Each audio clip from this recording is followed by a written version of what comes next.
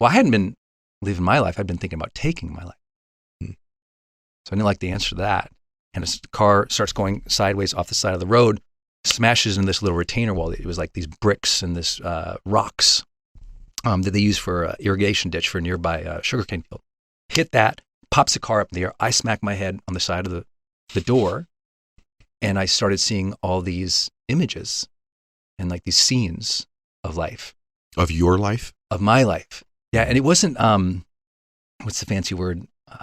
It wasn't omniscient. Like I see little Brendan going along, getting a little bigger and bigger and bigger. Instead, it was like from my own vantage point, from first person. So I would see, at my birthday party, there was my friends in front of me, my cake, and my mom, singing the goofy song she sings on my birthdays. And I'd look over and I could see my sister on the swing set next to me in the backyard. And literally I could see her and feel the swing set, and we'd be like, kerclunk, because my dad had made the backyard swing set, and the one pole was always coming. There's always one pole, right? There always is. I had that too. Yep. Yeah. So I could feel that and sense that, and the emotion was there. And so what I saw was all these scenes in my life when I was surrounded by people I loved.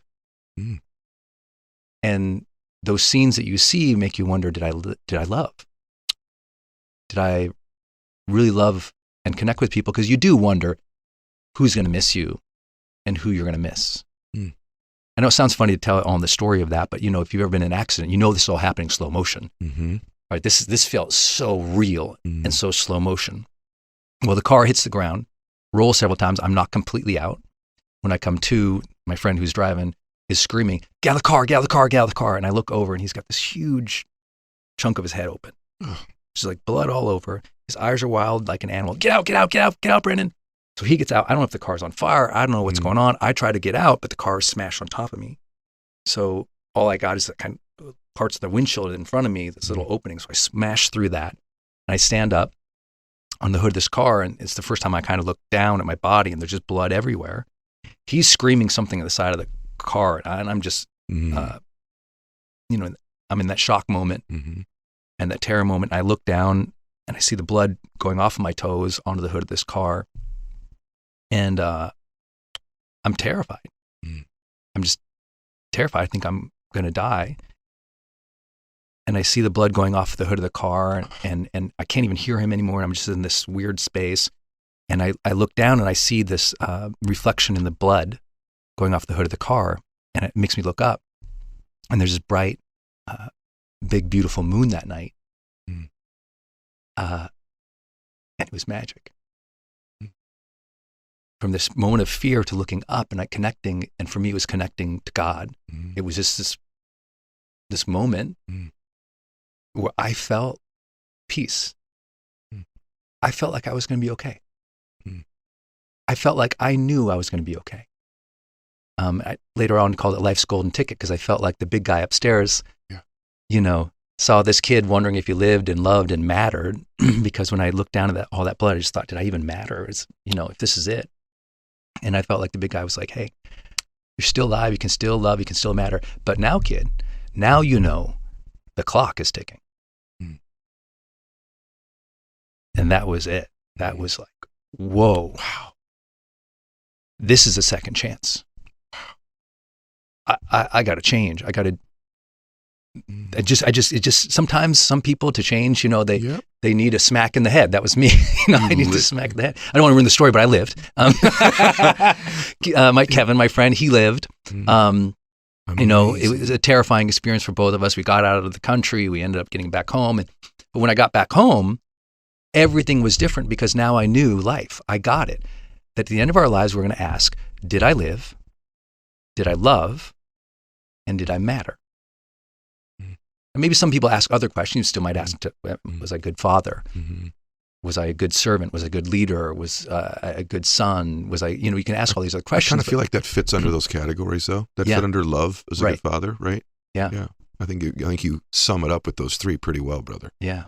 So we're 26 years from that night, and every night I go to bed and I ask, did I live today? Did I love today? Did I matter today? It's not like every night I'm like, yes, yes, I did. But the nights I can say yes to most of those questions, the nights I sleep the best. And those formed by accident, which I didn't know at the time, a very intentional life. Yeah. Like people, so you were talking about my energy. It's like, it's because each day I'm going to live. Like I am going to have more fun in most of my days than most people. You do. Even though I go through the same thing. You do. Like we were talking about yesterday, I was on like 7 Zooms. Yep. Right? But I had a blast on those Zooms. Yeah. You know? Today I was driving over in the Uber ride over here. I had a blast with the driver. The producer lady who walked me in here, her and I we were just laughing out front. Like, I'm just going to have fun. Yeah. And that's from that Did I Live? Because I want to live joyously and in the moment and be present. And I love people, which like I think that's one thing for sure. That's evident. Has always connected us. And you definitely matter. Thank you. You definitely matter. You matter to me. It's the second time I've heard parts of that, and it just gets me. I have to tell you that there is something special about you. I want everyone to listen to that story. Obviously, it's a dramatic story and it's an emotional story, but I want you to think for a second through Brendan, the possibilities of life, that he goes from, basically writing letters to end his own life to then on this trip and on the hood of that car looking up at the moon. And then from that moment of his life, just those two things alone to go, I want to die, I want to die. I want to live, I want to live, right? Just that to then actually then living from the hood of that car that night to the millions and millions of people you've reached. And each one of them is an individual soul. So not everyone listening is going to reach 50 million people or whatever the number is you've reached. Yeah. But they might reach 3 or 1, or they may reach someone who reaches 50 million people. And the possibilities of life you embody to me. That story embodies, like, you can go from that, you're almost going to die, bleeding, watching your own blood on the hood of a car, going around that corner, to not knowing around that corner is a totally different life for you. It's amazing you end up in this space, and that incident is the perfect metaphor for change in life. Now, let me ask you this. Here's a tough one. People listening to this say to themselves, I want to change too, but I would prefer not to get rattled around in a car and have to get near death to do it. And you said a minute ago, I want to pick that apart a little bit, because some people do need a dramatic moment. But if someone's listening, this is such a broad-based question, but we got two pretty good guys at it sitting here. We might as well work on it together, right? How does one begin to change? Yeah. What is the catalyst for that? How does one, in your opinion, begin to change? Well, in the old books of personal development always answer that by it's either inspiration or desperation, which we know. I'm a little more, I guess, framework driven than that. Yeah. I think that at some point, all change, it's inspired by ambition, which is funny because people today think ambition's this bad thing. Yeah. But ambition, whether you call it desire or drive, or you feel like you must, or in psychology, we call it psychological necessity. Like, I feel like it's necessary. Like, it's necessary now. There's no choice. There's no going back. There was a threshold. There's something. Not everyone needs a car accident, because you know how many people I've told that story to? Millions of people in person, live on stadiums and arenas, or 500 million people on video views now. It's I'm sure to a lot of people say, I was in a car accident too. My car accident was even more dramatic than yours. Because they lost a limb or they were disabled, but I didn't change. Yes, I didn't change, Brendan. Why? And ultimately, it comes back to psychological necessity, and we can think about it a couple different layers. One layer is that you are the way that you are because of what we all call the comfort zone, right? There's comfort in who we are, how we behave, I should say. Our natural strengths, talents, abilities, just who you are already. That's just your comfort zone. That's how you are. But what happens for other people, there's a layer above that, and they shift because now there's a demand zone. Circumstances demand you change. Yeah. Your dreams demand that you change. Something external demands that you change, or you place the demand on your own shoulders because you want a different kind of life. Most people are scared to demand anything from themselves. Yeah. And most people, when a demand hits them, it feels like an obligation, and they fight it. They resist it. I don't want that. You're at work. Don't give me more stuff to do. How dare my manager ask me more? They fight. As soon as a demand approaches them, it's a threat. Totally true. Other people teach themselves because they're into growth. A demand approaches them. That's challenge. That's character development. Let me see if I can rise to that. So the approach to demand and how we view that as a threat or as a challenge is a fundamental mindset or choice of attitude.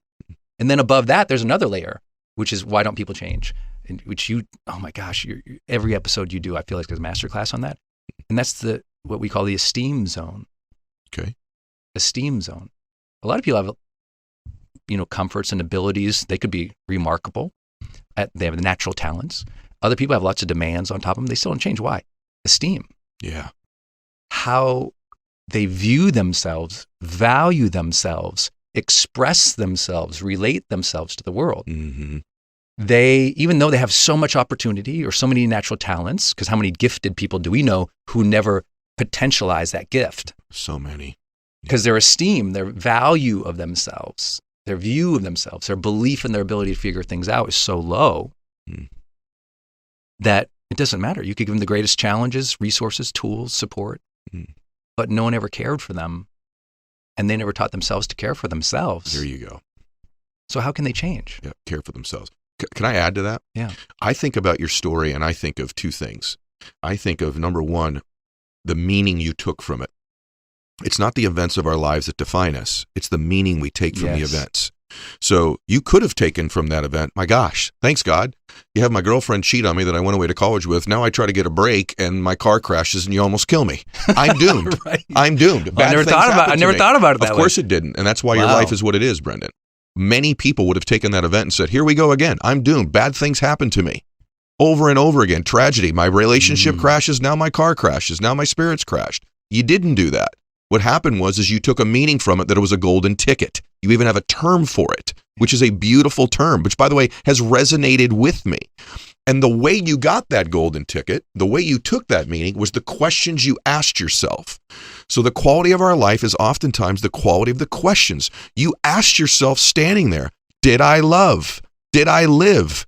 Do I matter? Did I matter? Those are powerful questions that shaped what it meant for you and shaped what your life meant for you. And so I think both things are true. What you said is 100% true. And for people listening to this, if you want to change your life, you have to change what things mean in your life. Most importantly is the esteem thing. Change who and what you mean. Start to ask different questions about yourself and you'll get different answers. People say, I got to change the way I think. Okay, what is thinking? Thinking is the process of asking and answering questions to yourself. That's what a thought is. And so if you can change the question, you can change the answer, you change the meaning, you have a chance to change your life. And I feel like the powerful part of that story is, did I live? Did I love? Did I matter? Since you said that to me a long time ago, I ask myself that often, and it guides me. And so I think if you're sitting here going, what are the questions? What am I great at? What are my dreams, right? What are my talents? What are my proclivities? What do I enjoy doing? What emotions do I want to have? What do I deserve to have in my life? And I think if you begin to change those questions and ask them enough times, because the story you tell yourself currently, you've just told it a lot of times. Yes. You've asked the questions a lot of times, so it's become your narrative. You've built neural pathways literally in your mind that you've deluded yourself into believing this is who you are. But the truth is, there's been many versions of you.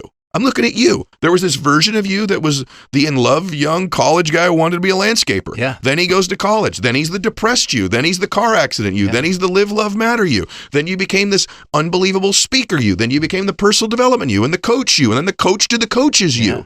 And now I look at you and now you're like this software business mogul pioneer guy. And I think one of the things in this world today is people need more tools. They need more resources. I think winning, and I've argued with this, even Tony Robbins and I have argued about this, but I think winning is as much environmental as it is mental. And Tony would say, no, you can overcome your environment. Absolutely 100% true. But if you can create a great environment around you, then you're more likely to succeed. Sure, people have overcome their environments. I did as a child. You've overcome different environments. But the fastest way to win is to be in an environment of winning. Yeah. Take an average player, add them to a perennial team like the Lakers or the Yankees. They just play different with that uniform on, a good clubhouse versus a bad clubhouse. And you've created something that I want to know why you did it, number one, because now you're business mogul, Brendan, right? Software mogul, Brendan. But he's got something called Growth Day, guys, that I'm going to let him describe to you, which is the single greatest personal development environment I have ever seen in my life. Wow, for someone to create change in their emotions, their body, their business. their mindset, their relationships, you name it. You've created Growth Day. What made you do Growth Day? And this is like the next version of you, I suppose, right? Yeah. Another version of me, because, even in our own lives, we have different versions of ourselves. I'm the dorky Montana kid at the dinner table having a glass of wine with you. Yes. And then, we can go out and coach Olympians. Right. And then we can come and have a podcast. Right. We all have different sides of our expressions. But, sure. What happened with Growth Day was for 15 years, I just built my brand. Yeah. 6 books, 20 online courses, hundreds of millions of video views and downloads, and mostly all our seminars and conferences. So those were all going great. And then the pandemic hits. And 2 things happen in the pandemic. The first thing that happens is we have to stop all of our seminars. And there was an environment, as you were talking about, at our seminar. It was so magical. And all of our, thousands and thousands of customers and attendees, they're just like, we love that. We got to see these amazing motivational speakers. We could have this experience. And where's all that going to happen now that we're locked in our houses? Mm-hmm. Second was I was part of Kajabi, that story of being their first, investor and primary driver of their customers. We had a $2 billion valuation during the pandemic. And I saw the value of software and how it could scale and be valued and reach people, being part of that journey for a decade. And I thought, okay, we can't do conferences anymore. I got to serve people. We got to bring them these voices. I also had this thing called the High Performance Planner, which was a way of organizing your day. Everyone was saying, put that in an app. I had my courses all over here. I had courses with Oprah Winfrey Network over here. I had courses on this platform over there. They said, put it all in one place.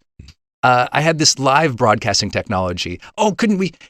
Everyone wanted all of their personal development in a place. Yes. They wanted a home for it. Mm-hmm. So Denise and I, my wife, we were out walking one day, and we're walking literally under a palm tree, funny story. And this idea comes to me, like, why is everyone suffering so bad right now during this pandemic? And I said, because they've lost that access to, that sense of advancement or progress or growth. What people need more of right now is they need more days of growth. They need more growth days. And I said it. People need more growth days. You want to change your life? You need more days of growth. People need more growth days. It came out of my mouth. And I'm like, and literally in a flash of, instantly I knew what it was. I was like, that's it. We're going to create a software. It's Growth Day. All of your personal development. So your mindset journaling, your habit tracking, your goal setting and planning, your inspiration from the live teachers, from the biggest motivational teachers in the world teaching in their live, to the best courses in personal development that we've acquired, taught, produced, to the greatest community of people. And you have 300,000 achievers from around the world in there now who love making self-improvement a way of life. And what I realized was, maybe because we were also displaced in some ways, even though we were at home during the pandemic, I thought, we need a home for personal development. Yep. Like all of us who listen to shows like this, where do we go? Yep. We go to this podcast or that thought leader. We have these tools over here or journal over there. No one's ever integrated and put it in one place where you could track your notes, track your habits, learn from the best, all in one place. So that was the genesis of starting it. And I didn't know it'd grow so fast. Yep. We launched on Independence Day. Last year, Independence Day, July 4th, 2021, we launched it. Yeah, I think it supersedes we both know that it does, because one thing, the events are great. I do them, you do them, everyone should be participating in them. But then you do leave, and you got to go back to the environment you left from. Yes. What I love about Growth Day now is that the environment is with you all the time. The tools, the journaling, the day timer, the information, the inspiration, the topic-specific content that's in there. And it's cool. In fact, I like it so much, everybody, just so you know, I'm dropping content in there. Yeah. And Brendan's dropping content in there. And so I just think this is revolutionary. Thank you. I think it's going to change the planet. It's going to change the planet, because now there's a place you go and you tap in and you go, I can grow. Whatever the area is I need today, this month, this week, there's someone in there that's the best in the world that can help me. And it's like nothing. It's nominal cost. It's almost completely inexpensive. So they can download the Growth Day app, correct? Yep. They can do it on their phone, or they can go to growthday.com, take a free trial and test it out, see it. One of the things I do in there is I do a daily exclusive life coaching audio. It's crazy. So, and it expires every night at midnight. So people come in every day. It's like sticky. They come in, I got to get that message about improving life, but then they can use all of their tools in there and then learn from everybody in there. And we've been blessed with the biggest names in the industry coming in there teaching live Yep. because they believe in the mission. Like you said, I believe we can change the world because of this, because when we change ourselves, and we have a system for that. Most people don't have a system for self-improvement. Mm-hmm. Right? They got a morning routine they kind of cobbled together. Yeah. They got a couple books over there they kind of read, haven't quite read. Yes. They've got 80 downloads. They haven't quite listened to them. And if you don't have a system prompting you, helping you grow, tracking that progress, we just know if you don't measure it, you can't improve it. Yeah. And if you're not doing something consistently, it's hard to actually grow. Yeah. So we've built a software that just helps you do that. It prompts you, it inspires you. Most people don't journal because they don't know what to journal about. So we partnered with UPenn's positive psychology department and some of their graduate students and PhDs to create all these research-backed journaling prompts. You know what to write about? Don't worry. Just press the morning mindset prompt. Yeah. It preloads it. Yeah. Press the monthly, you got a review last month, press the monthly review. The AI generates all these things for you to journal about. So it's smart and you don't have to know what to do. Just literally log in and we'll help you. I want to always support and endorse things that can change people's lives. And I know this does. I just know that it does. So go to growthday.com, go download the Growth Day app. You'll be glad that you did. You have my recommendation on it. I'm going to be in there as well. And I'm grateful you had the vision to do it, because here's why. What are the commitments you have to make to change your life? Okay. You have two of the the best people in the world here that you're listening to today at this. And I thought about this lately because you become a very wealthy guy. Your exit from that Kajabi deal wasn't bad. Plus, you've made millions and millions of dollars in your life. I haven't needed to work for money now in 20 years, yet I still have crazy schedules and 18-hour days and all these other things.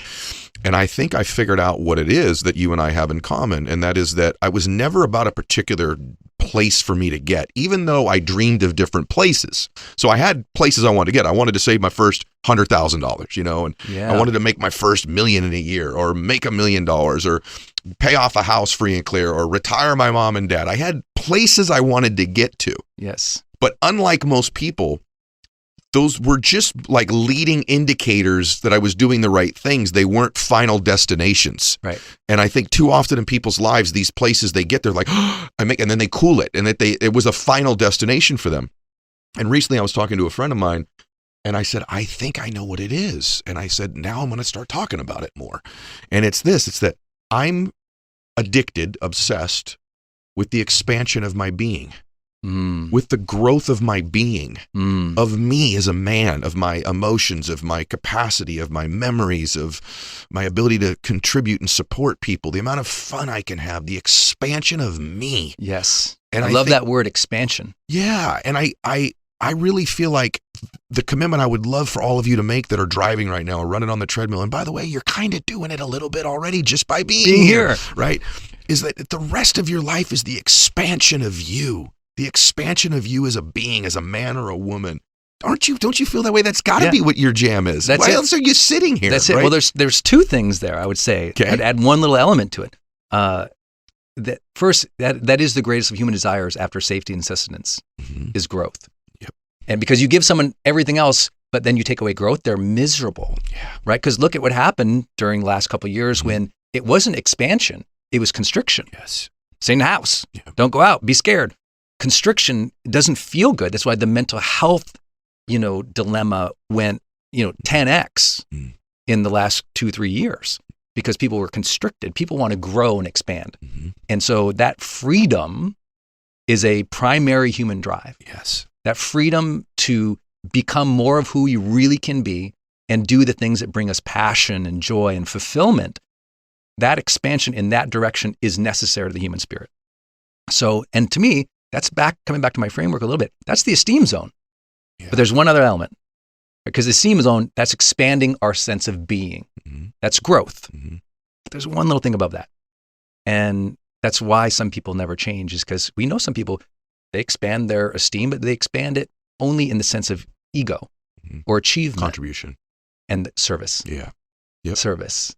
Like the people who keep going and driving, and the vision gets bigger and bigger, not because it's the vision for their personal brand. No. It's the vision of impact. Yes. It's the vision for people. Yes. The vision for their team, the vision for their culture, the vision for the industry, the vision for the future, the vision for that underserved audience. It's service. Yeah, I'm glad you say it that way, because I think I take that in my own life. That's sort of where I've been for the last 30 years. That's why I said, when I said the expansion of my being, my ability to give. That's right. My ability to serve. contribute. It's the only thing in my life that's never not felt great permanently. Meaning when I've got a jet or a house or money or whatever it is, it feels good for a while. And by the way, you should always have those things, because they do create safety, and you can you can make a difference for yourself. And by the way, if they're going to have nice things in the world, you ought to have them if you can have them. But the staying power of how good it feels shrinks over time. Yeah. And I think the more you get these things, the less cool they stay. The duration of time that they're cool shrinks too. Yes. Like the first time I did something really cool, it was like, man, that new car lasted a long time. Then the next one less. And then eventually it's like, it was good for like 4 days. Right. Yeah, you got a car, you got a garage full of 20 of them. You're like, okay. It was good. But the serving another being, helping another person, that has never gone away. Right. It has never, ever shrunk. The grace is that our heart of service cannot be satiated. Mm-hmm. And so for you and I, like, we're people of faith, we believe in God. It's like, well, God's still expanding the universe. That's right. And he could stop at planet number, 1,000. Mm-hmm. But no, it's like still building galaxies and universes. It's still expanding out. Whether you believe in God or you just think that's just like some Big Bang amazingness, right? It's that either way, it's the way of the world. You can be. I can satiate you with a chocolate cake right now, right? You get done, you just, oh my God, too much chocolate cake. Stop. Right? Please, no more food. Yes. But in serving others, that's what makes us uniquely human. Mm. That we cannot be satiated in our service. How do you think someone figures out how they best serve people? People listen and say, "Oh, that's theoretically awesome. How do I serve?" I don't know what I ask you hard stuff because I think you're the most qualified. Like you and I in a room, we gotta ask the hard stuff of each other, right? Like, I think most people are like, "Yep, I got that. I want to do the growth thing. I got that. I got the whole I should be serving people thing." Not sure exactly what my jam is in serving people. Yes. I have my version of a weird pathway there, and I'll give you mine, but give me yours first. How do I know how I best serve people? Yeah. Tough question. It is if you try to answer it. I don't try to answer it. I think it's destined. I think God has a plan. I think you have been uniquely equipped through your life's journey by the struggles, the difficulties, the heartbreaks, your parents, the efforts, the goals, the dreams. Yeah, you manifested a lot, but you didn't know that person was going to show up in your seminar room that day. You didn't know that person was going to show up in your office that day. You didn't know that person who needed to hear this message right now heard that. You did not know that interaction of where your service would go would apply to that person. Like I never knew that my story of a car accident would be in EdMylett's head one day. So I believe what we do is we take our life's journey and what we're good at, and we try to apply that for some goodness, for some cause, for something that impacts people. And its ultimate impact, who it reaches, will change. So we all can point to parts in our life where we did something pivotal, like something happened and someone says, "Thank you for that. That made a difference to me." And we go, "It did? Really?" Like I never knew I was going to write a book. I would tell my stories to people and they're like, "You got to write that down." I go, "I do?" Me too. It's right? Yes. So it's like, I never knew I'd do a podcast. You should do a podcast, Bernard. I should? So I know some people, you and I both know people, they can architect it out from, age 7. Yes. All the way. They had that vision. They were gifted with that and everything else. The rest of us and most people, they go through a little bit of a meandering journey in life and they get feedback from others about how they've impacted them or about what they like, or they have a passion, they hobby, and they put it out there and it has resonance. Yeah. And what we're really doing is we're following a resonance. I agree with We all that. think we're following a plan that we've made. I actually think we're following resonance. We're following some feedback that the universe or God is giving us. And if we can listen and tune into that and tap in or meditate or pray and feel that guidance, I think that's when it's a different flow than when it's like, I have to do these things. I just want to come back to what you were saying about the cars and everything else. Most people's first taste of success actually came from scenes of desire. I have a scene of being on that beach with my spouse, or I have a scene of that car, or they had a scene, and then they get to the scene and they realize I'm living the scene of my dream. Yeah. But then at the end of the night, they got to, okay, what's the next scene? So we have to keep manifesting these scenes, which are really goals. We're manifesting these goals. But the journey and where that destination ends up, I think, is that's a little more divine or guided, or if you might call it feedback or resonance. Well, let's talk about some of that feedback, because we agree on that. Some of that feedback that I think you can get is actually, I'm going to give you guys a little a stimulus to maybe part of your path. I totally agree with that, by the way. I think part of that feedback is through admiration, meaning if you think about people that you admire in your life, oftentimes there's something about them that intuitively you think similarly may exist in you. What I mean by that is, like, one of the people that I admired most in my life was Dr. King. Now, Dr. King was not a perfect person in every single area of his life, but what he was incredibly inspiring and courageous, and was also an orator. And so there were things that I admired about him that if I look back now, that I delineate down, that at the time maybe I wouldn't have known, but those were things about me that I should be expressing. Yes. I admired my mother and her unbelievable ability to hold our family together during chaos and tragedy and stress. I just admired my mom. And in hindsight, there was a part of me that is wired to be able to be calm under duress and pressure. So it may not be the way they expressed it.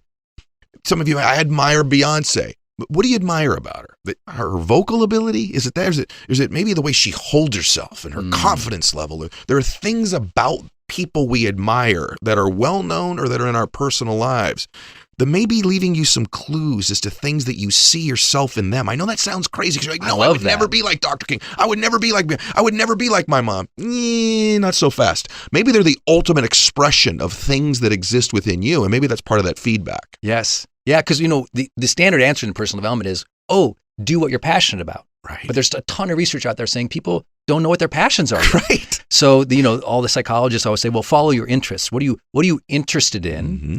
What are you fascinated by? Mm-hmm. What do you admire?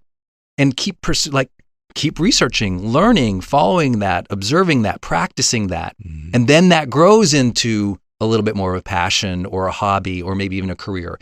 Then one of those things usually sorts itself out over a period of time when you have success and feedback with it into almost an obsession. You're right. Like, oh my God, I love doing this. And most people around you, they think that's crazy. Why are you putting all that time to it?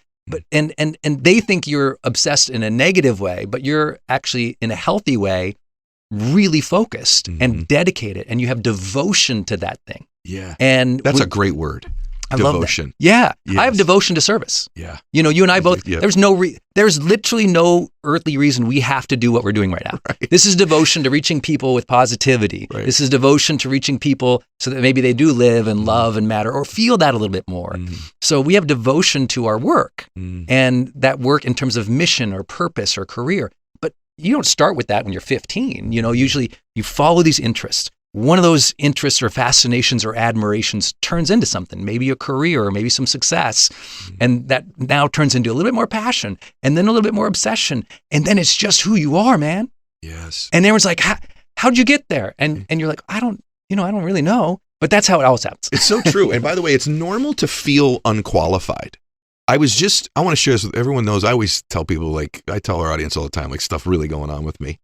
And so about 2 weeks ago, the event you were at with me, yes, you came down and did me a tremendously huge favor, did an unbelievable job. Dean Graziosi was supposed to be there, and Lisa's about to give birth to their child. And so you go, I'll come in this place. And so you in the last minute stepped up in a way that was just in the job. The event you put on. So the context is this is people who supported Ed's book. My book in so big ways. He's rewarding them with this incredible event. Yeah. That actually wasn't even supposed to be an event. He just decided, wait, they're coming out. We're going to put together this incredible room of teachers and inspiration. Then they're going to come to my house. You went all in. And it was just unreal. And everybody was unbelievable that day. So fun. But you were up there and my jaw was just like, oh my gosh, right? Because I haven't had a chance to be in a room. You've seen me speak a bunch of times or a couple times, but I haven't had a chance to just sit and be fed by you.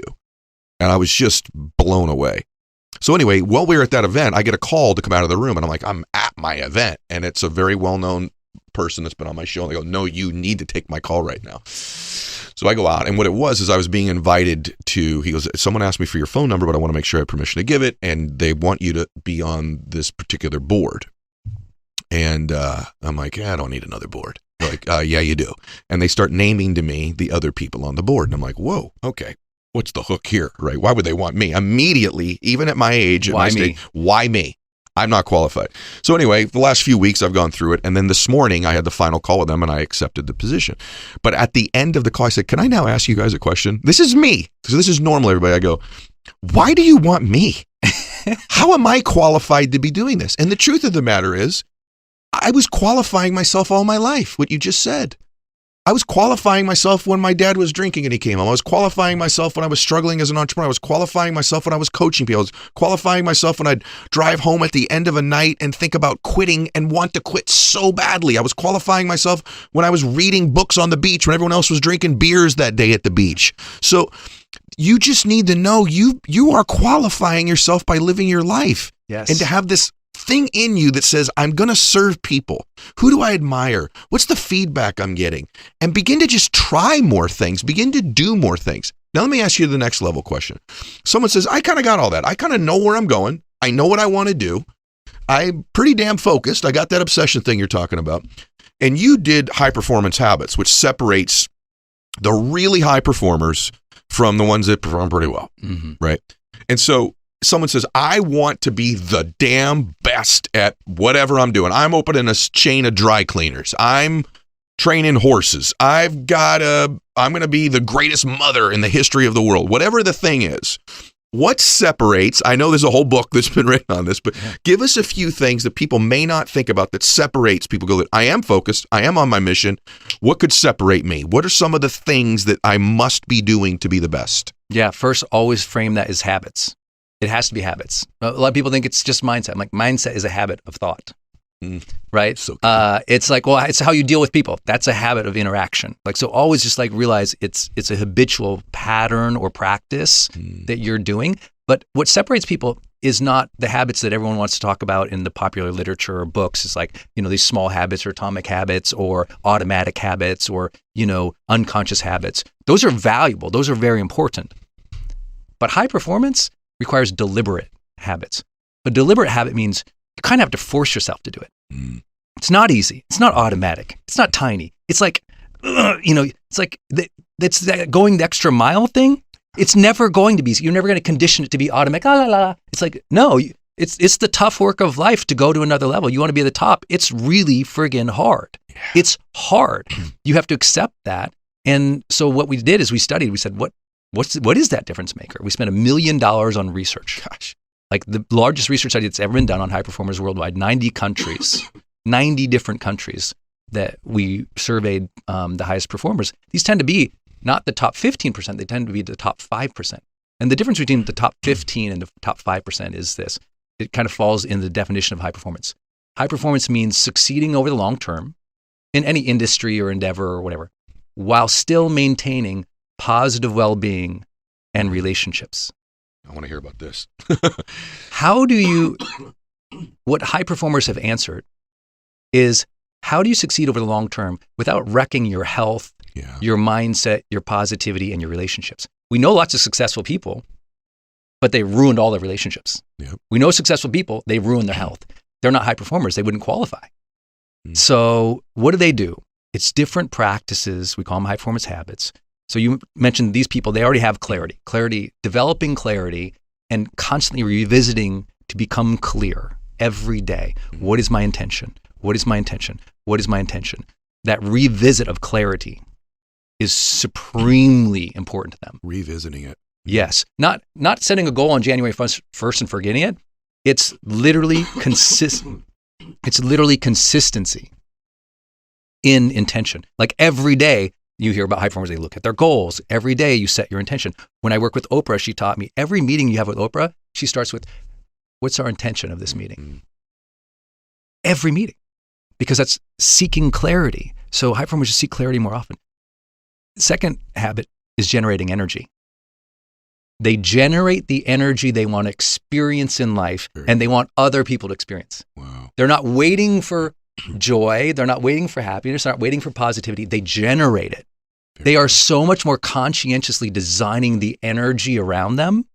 And you feel it, right? Yes. And by the way, everyone should know this. Ed is I would say, in the very top keynote speakers on earth today. Thank you. Like what you can do on stage is unbelievable. It's not even, I mean, you're talking a handful of humans who can do this. Thank you.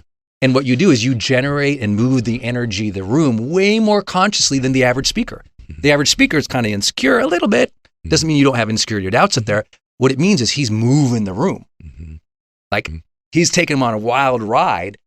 He's generating the energy. That's the difference between an underperforming speaker and a high-performing speaker. Good point. Another piece is the productivity piece, which I know is so basic, but most people are so unbelievably not productive. Yes. I mean, it's stunning. You know, it is stunning. The average person is losing an hour a day to Facebook or Instagram and then watching 4 hours of television. That's 5 hours a day of consumption. If you can turn those let's take 1 hour. Let's say, no, we're talking high performance. If we can get you 1 hour a day back, 1 hour a day of focus back, that's 30 hours a month. Crazy. That 30 hours a month, that's 7 hours a week. Well, that means you got an extra day. Yeah. That's an extra 8-hour workday that you got. Yeah. That's an unfair advantage. Yes. So getting people their focus back in a world that has, you know, the highest paid engineers in the world paid to strip your attention away so you consume versus create and be and live. That is a primary differentiator right now. How about stay on that a minute? I so agree with you. And the more I've started to coach people and I actually get into their lives, how not only do they waste time, but how little time, Brendan, and this is huge for everyone, that they do on things every day that move the needle. Yeah, that's it. Like move the needle in your company, move the needle in your relationship, move the needle in your body. It's like you're just doing little things you got to sometimes do stuff that moves it, right? Like I'll give you one small example. My relationship with my children. They're both away at college. I have great relationships with my kids, but they're both away at college and I'm busy and they're busy. And there are days where we just text. Yeah. Their mom's on the phone with them all the time. And I thought, am I moving the needle in this? It's okay. I did what I'm supposed to do today. I'm communicating with my kids. I know that sounds very, organized or methodical, but does that move? Does Bella know I love her a lot more when she gets my text message? Does Max know I believe in him a lot more? What would move the needle? I got to call them. Now, this may sound silly to all of you, but I'm trying to, the most high performing thing I could do in my relationship with my children is to call them. In a lot of relationships, the text doesn't move the needle. The call moves the needle. The thing in your company that you're doing all these little, what's the thing that gets the big account, that moves the account, that creates the most leverage, move the needle more often, Another right? exact phrase of that is efforts of impact. Okay. So in the research, high performers, this is great for all those who are like, oh my God, Brendan, yeah, Ed, you're right, but this is overwhelming. It's a lot of stuff to do. Oh my God. Well, the research showed in 90 countries around the world that high performers spend 60% of their week there. Efforts of impact. Bingo. Needle moving things. So when you look at their calendar each day, it's not, are they 100% high performing all day? Look, they got to answer emails. Right. They got to reply to dumb DMs. Yeah. They got to take that stupid call once in a while. We think they're perfect. No, it's just that 60% of their effort is directed to activities that actually make an impact. They got to do 40% of administration or household work too. Yeah. It's just that most of their effort, 60%, is geared towards what moves that needle, gets that significant impact. What a powerful question to ask yourself if you're listening to this. In whatever area you pick your area, your relationship, your company, your money.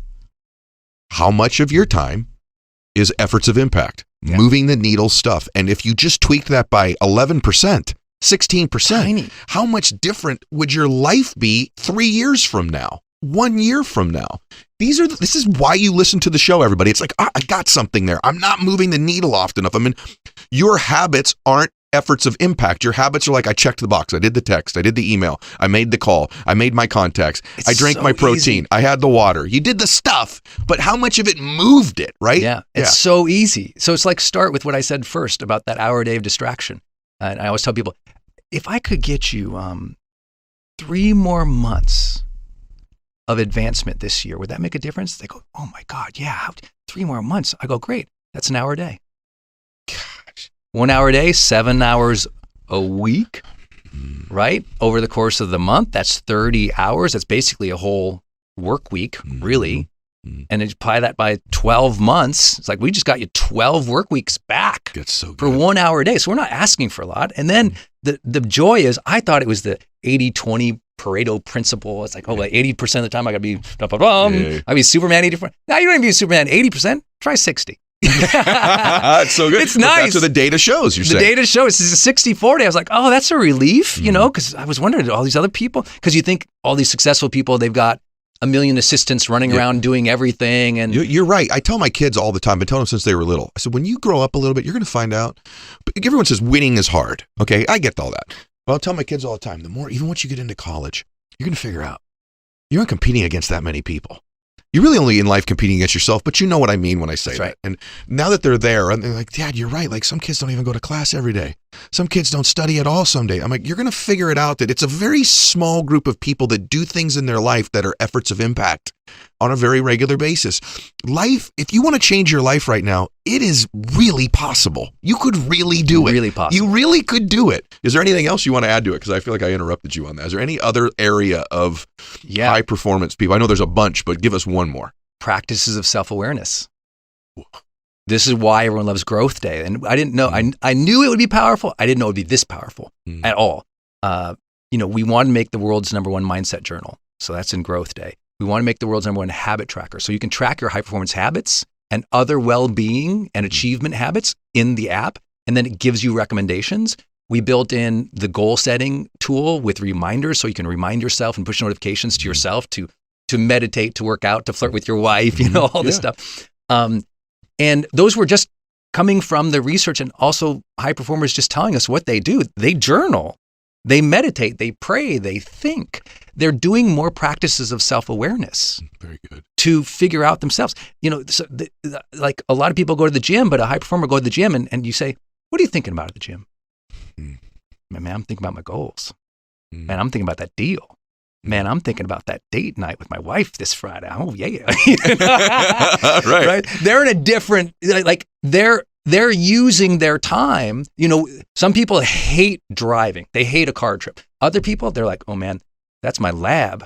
Put me in that car. I'm going to drive. I'm going to think about the next dream, the next vision, the next sale. I do. I love driving. That's practices of self-awareness. You are thinking, right? I think, therefore I am. This is so good. This time that they spend ruminating, thinking, envisioning, and brainstorming, it's significantly bigger than the average person. And so in Growth Day, we said, we're going to build the tools to enable that. And that became the most popular thing in there. Good. I thought the most popular thing would be we've got the biggest motivational speakers. These guys charge $50,000, $100,000 a speech. Mel Robbins and Jenna Kutcher, lots of our friends in their teaching, and they're popular and people love that because we're live every week with them. But it's the tool.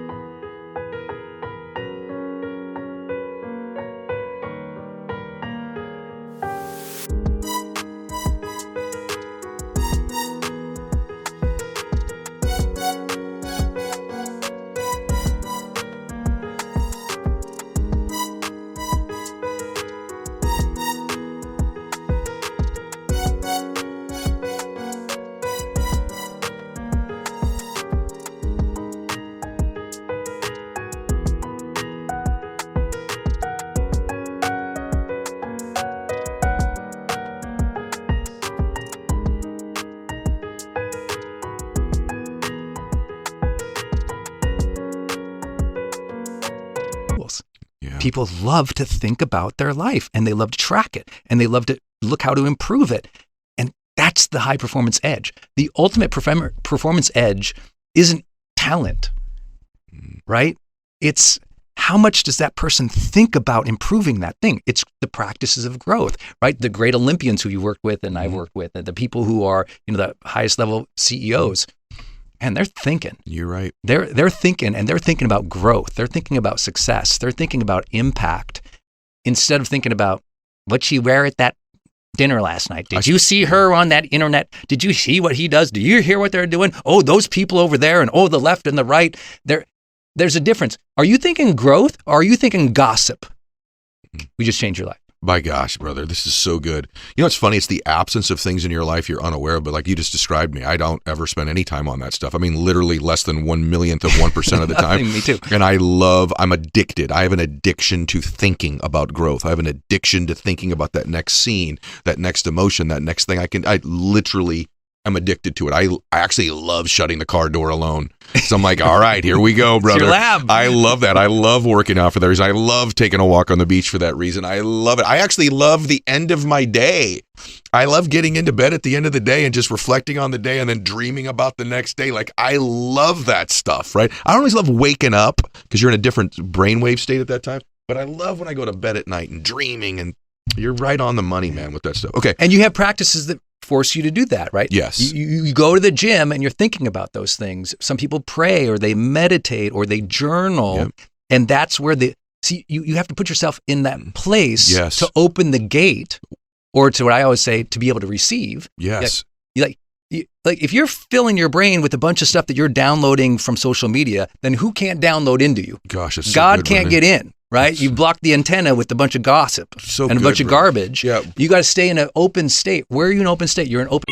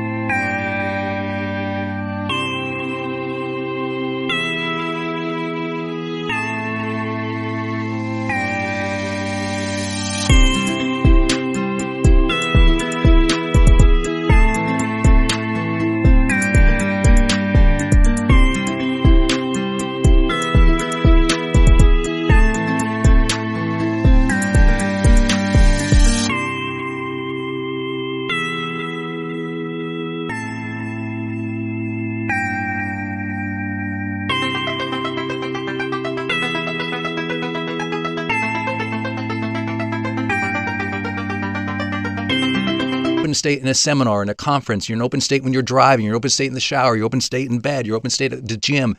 You got to stay in that open state so that you can receive guidance as much as you also can envision it. Because some of the best ideas might not even come from anything you and I just said, but because someone is listening to this podcast right now, they're in an open reception. And that open reception, all of a sudden, they've got that new business idea. They're like, where'd that come from? You were in a learning environment. You were in a self-awareness practice. That's what podcast listening really is when it's good. And ideas come to you. I listen to your podcast almost every day that I work out. Thank you. And when I'm listening to it, I get all these crazy ideas. Yep. It didn't come from what you said or the guest. Right. It's uncorrelated. I You're was open. in a place of openness, of self-awareness. Yep. And so if you want to become a high performer, you have to place yourself there. You have to do the thinking, the rumination, the dreaming, the visioning. And when you do that time and time and time and time again, it becomes who you are. Yeah. You don't have to force it anymore. It just becomes who you are. That's brilliant, by the way. One of my favorite things at the end of the day, actually my favorite thing, is my prayer time. And I do it on my knees. And I have just people say to me all the time, is it a lot like when you're really tired at night? No, I actually really look forward to that time, because sometimes my prayers are 4 minutes and sometimes they're 45 minutes, depending on how open I am, what I'm receiving, what I'm getting. I've loved today, and I got one more question for you. By the way, everybody, make sure you go to growthday.com or go to the Growth Day app and get it. You will thank me. I think the most important high performance emotion should be love or happiness. You said, did I live? Did I love? Did I matter?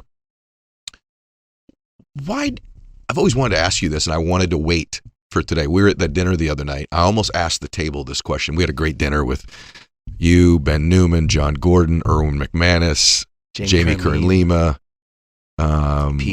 Pete Vargas, Erica, my sister. Yeah. We had a great dinner. And if I forgot somebody, I apologize. But I almost asked the table this, and I thought, no.